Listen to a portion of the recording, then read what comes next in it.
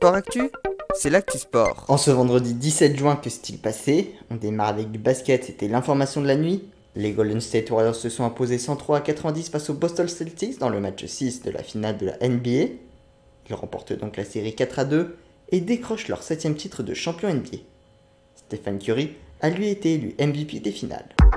En football, malgré la question de la présence ou non de Bordeaux en Ligue 2 comme je vous en ai parlé mercredi, le calendrier de la Ligue 1 et de la Ligue 2 ont été dévoilés. La Ligue 1 débutera le week-end du 6 et 7 août. La 15e journée des 12 et 13 novembre sera alors la dernière de l'année en raison de la trêve internationale pour la Coupe du Monde qui aura lieu du 21 novembre au 18 décembre. Et la saison reprendra début janvier avant de se clôturer le 4 juin. En volley, les Françaises ont hier soir battu la Croatie 3-7 à 0 en demi-finale de la Ligue européenne. Elles affronteront dimanche la République tchèque en finale. Les deux équipes ont également obtenu leur place pour la Challenger Cup, un tournoi à 8 qui se déroulera en juillet et où le vainqueur accédera à la Ligue mondiale en 2023. En athlétisme, pas de record d'Europe pour Jakob Ingebrigtsen. Sur le meeting d'Oslo d'hier soir, il s'est imposé en 3 minutes 46 secondes et 46 centièmes, à 14 centièmes seulement des 3:14:33 du Britannique Steve Cram qui remonte à 1985. Retrouvez sur VO2 Run un article que j'ai publié à ce sujet.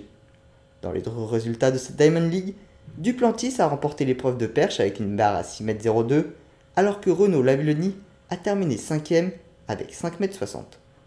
Renelle Lamotte a accroché le podium sur 800 mètres en terminant 3ème en 1 minute 58 secondes et 50 centièmes, et Mélina Robert-Michon a terminé 7ème de l'épreuve de disque avec un jet à 68,70 m. La mauvaise nouvelle concerne William Bélocian qui a abandonné sur le 110 mètres haies après une gêne à l'ischio-jambier droit.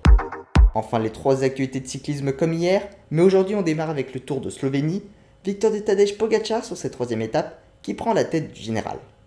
Il a 7 secondes d'avance sur Raphaël Maïka. Sur le Tour de Suisse, c'est Nico Denz de la team DSM qui s'est imposé sur la 6ème étape. L'Allemand a devancé de rien Clément Champoussin de la G2R Citroën Team. Au général, c'est désormais Jakob Fuglsang qui est en tête. En effet, ce matin, le leader Alexander Vlasov ainsi que 29 autres coureurs ont dû déclarer forfait à cause du Covid. Un cluster s'est créé dans le peloton. Dernière actualité de cyclisme et dernière actualité de la journée, la 2ème étape de la route d'Occitanie, c'est Roger Adria de la Bourg-en-Gros qui s'est imposé. Le départ de cette 2ème étape a d'ailleurs été délocalisé en raison de l'alerte canicule dans le Tarn.